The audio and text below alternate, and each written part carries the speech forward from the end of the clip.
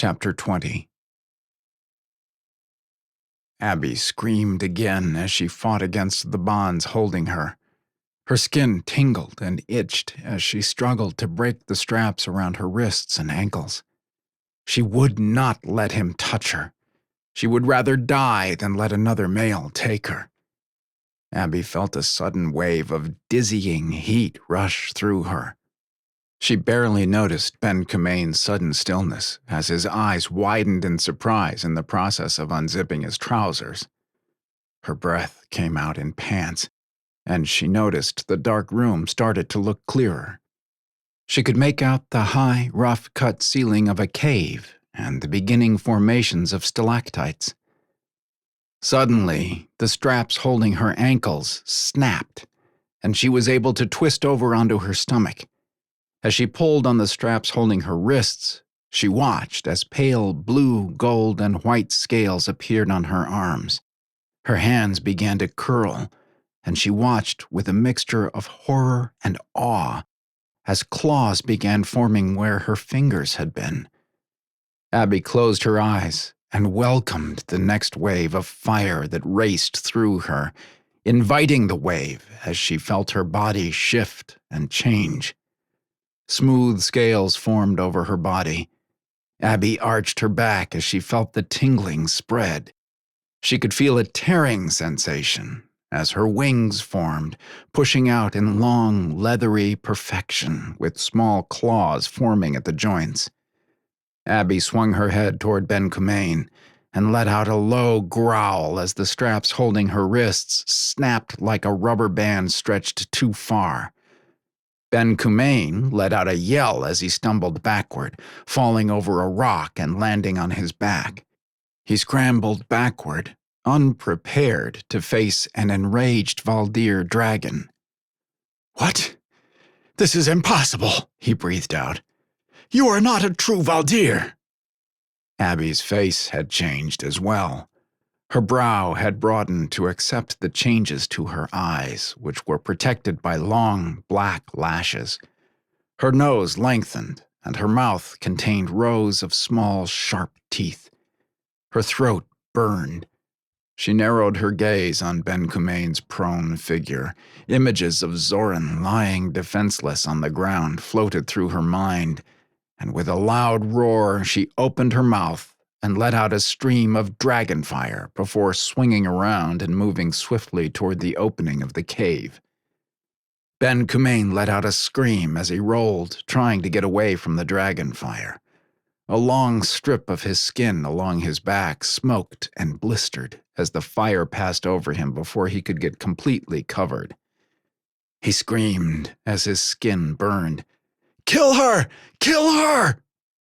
Abby moved awkwardly toward the entrance, letting out another stream of dragon's fire to push back the wave of men racing to the entrance. As they fell back, Abby could feel the muscles in her back legs tighten, as if she were going to jump. With a downward push of her wings, Abby pushed off the entrance, lifting as she went. She felt a sting in her left leg, and another near her shoulder as the men on the ground opened fire. Letting go, she let the dragon inside her take over, hoping it would know what to do. Abby retreated deep inside, wanting to escape into a place she could understand and where she felt safe. Without Zoran, she no longer cared what happened. Curizan motioned to Mandra, Haven, and Zoran to move forward with their men. They received the location of Ben Cumain from Curizan's informant. The last transmission had been 2 hours before. They spent the last 2 hours fighting the thick undergrowth of the forest leading to the beginnings of the hidden mountains west of the Valdier city. The transports were able to drop them off along the river almost 10 miles south of the site. Because of the thick growth, they had not been able to shift to their dragon forms, and because of the view from the caves, they could not fly in directly without being seen. In addition, they couldn't risk using the energy transfer from the warship for fear Ben Cumain would read the energy signals. That left them no other option. They had to cut across and through the forest in order not to be seen.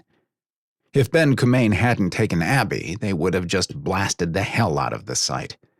Zoran cursed silently as he and his group of 5 men moved forward through a particularly thick section. He could not stand the thought of what Abby must be going through. So help him, if Ben Kumain had hurt her, touched her in any way, Zoran would shred him to little pieces. Why did this have to happen now? He finally felt like Abby was beginning to accept being here on Valdier, that she finally accepted being here with him. He had been so worried about her while on the warship, but in the last few weeks she seemed to enjoy being here. He wanted to show her how beautiful it was, show her how beautiful she was, and finally show her what she had become. Moisture burned the back of his eyes as he thought of how helpless he felt when Ben Kumain pulled Abby away from him and pressed his lips to hers. "Zoran!" a fierce whisper called again.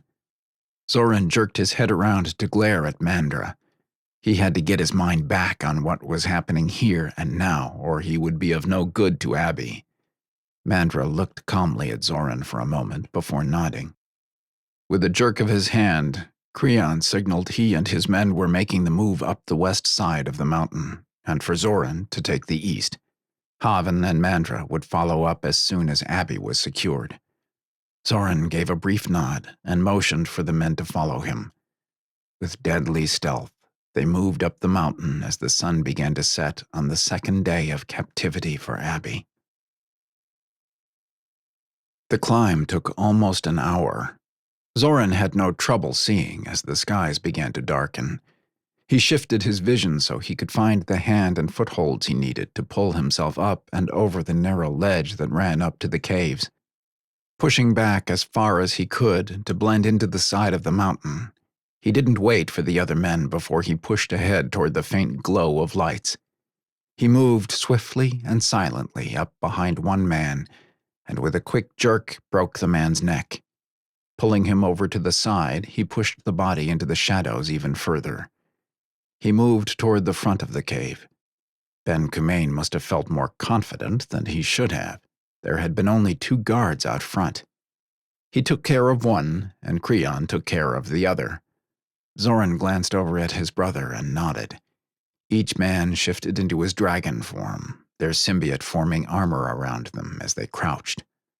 Zoran glanced around the cave, noting the position of each man, 10 in all, sitting or laying around small artificial fires.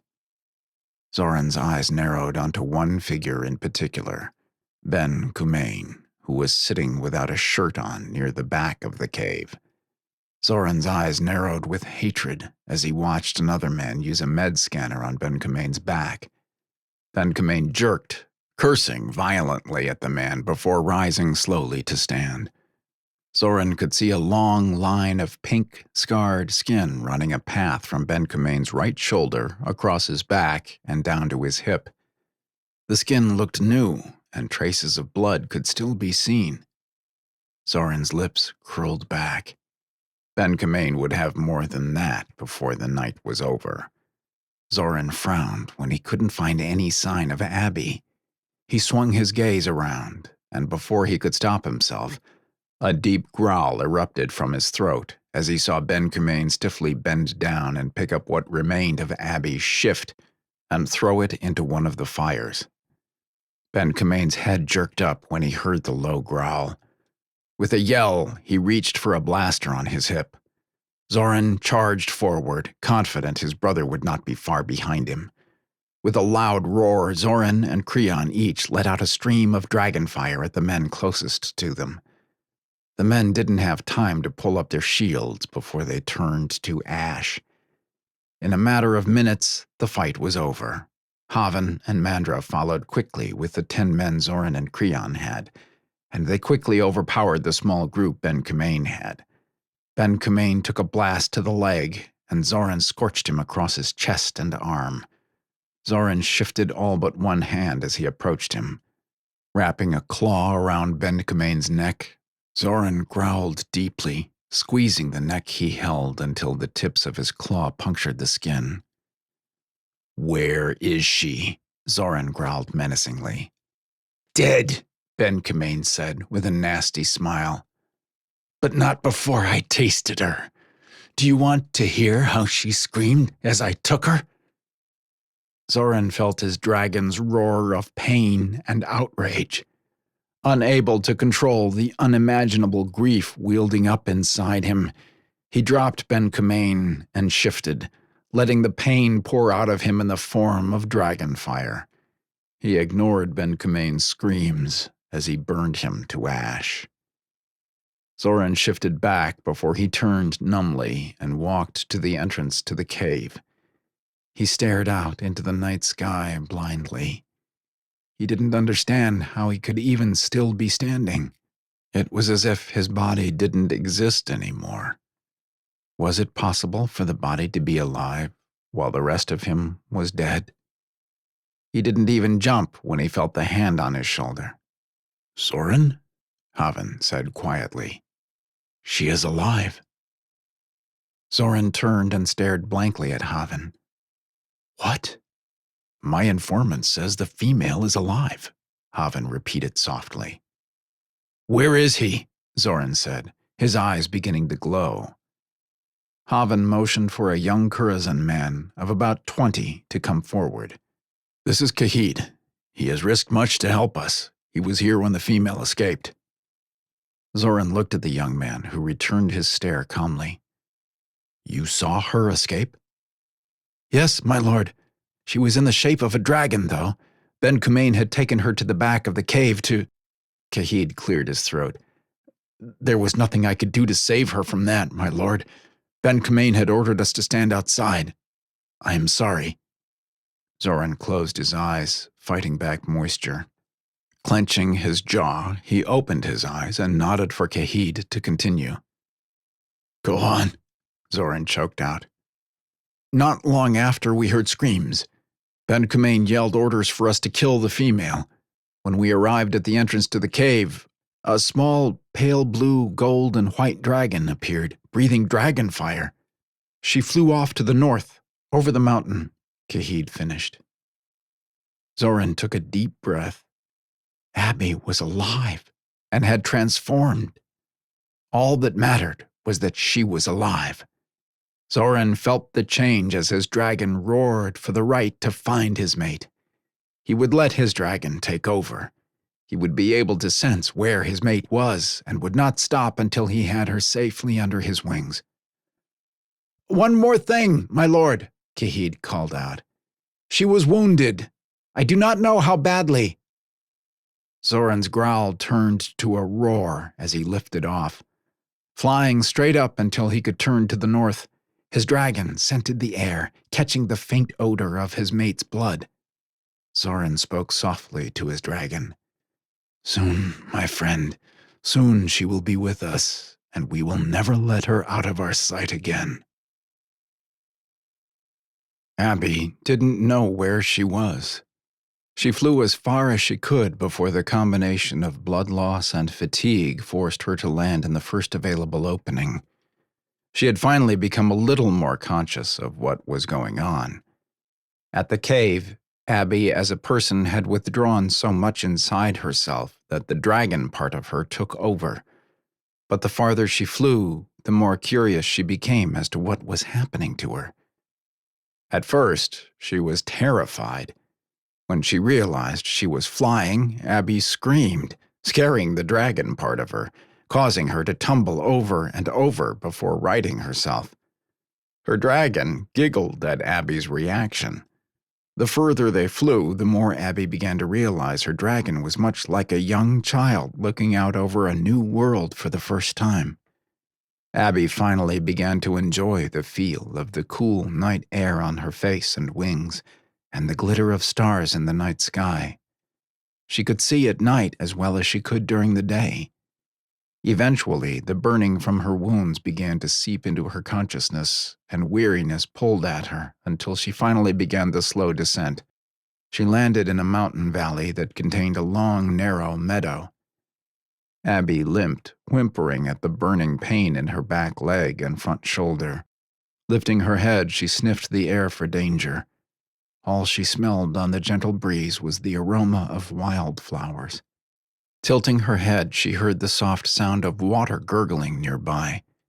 Abby limped over to the small brook and buried her nose in the icy water. Taking a deep drink, she slowly lowered herself down along the bank and began licking the wounds on her shoulder and back leg. The bleeding had stopped, but both of them still stung. Lying back on her side, Abby gazed up at the stars and let out a series of small, coughing sounds. She knew her dragon was calling for help from her mate. Abby didn't have the heart to let her dragon know that her mate would not be coming. All she could do was whisper over and over to her dragon that everything would be okay, even as her own heart broke into little pieces. Her dragon knew, of course. They were one and the same, and her dragon could see the image of Zoran in the meadow, helpless. Large, silvery tears glittered, then slowly coursed down the cheeks of pale blue, gold, and white to fall like diamonds into the soft purple grass as Abby's dragon continued to call for her mate on the wind. Zoran flew into the moonless night, slowing occasionally to swerve back and forth when his dragon lost the scent trail of his mate. It was strange, but for the first time, he felt the total connection of his dragon, symbiot, and self, as all three struggled not to be overwhelmed.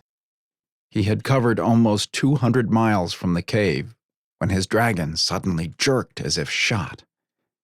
Zoran could feel his heart thundering as the soft sounds of a dragon's call reached him. Joy burst through him as he recognized the calls of Abby's dragon. It was the same soft coughing noise she made when her dragon was trying to emerge while they were making love over the past week. Zoran swept his eyes back and forth as he flew between two peaks and began a downward descent into a long, narrow valley. As he flew lower, the sounds of a dragon's soft cry of mourning reached him. There was so much pain and sorrow in the cry, Zoran's dragon had to respond.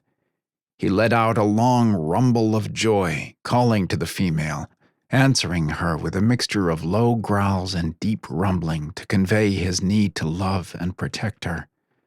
As Zoran's eyes lit on the still figure of the small dragon lying in the soft purple grass, he felt his heart swell with love at how beautiful she was. With a strong downward sweep of his wings, Zoran landed a few feet from where Abby lay. Zoran moved quickly toward her, lowering his head to gently touch his snout to hers. When Abby's dragon tiredly raised her head to rub against him, Zoran could no longer hold back tears of relief. Gently, tenderly, he moved his body closer to Abby's and spread his wings to enfold her against him as close as he could. With her wrapped in his wings, he lowered his head and laid it across her neck, protecting her as she finally drifted off to an exhausted sleep.